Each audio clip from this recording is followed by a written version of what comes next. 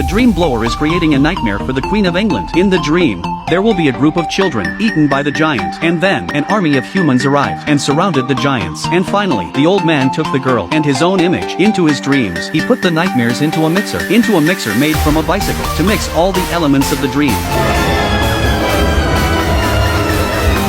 When the dream was complete, the old man and the girl sneaked into Buckingham Palace outside the Queen's window and blew their carefully crafted nightmares into the Queen's head. Soon after, the Queen woke up from her bed. She thought it was just a nightmare, but then the secretary found out there were really children missing from the orphanage, and the little girl who appeared in the dream was standing on the windowsill. Even the giants were real. The Queen now has to believe that there are giants who eat children. Although the old man's presence frightened the people, he was treated as a guest of honor.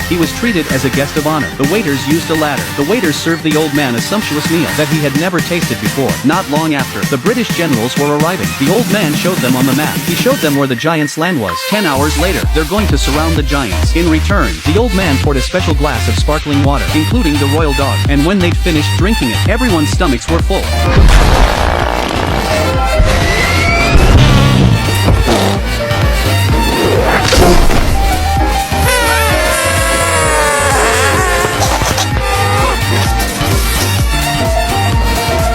Giant country.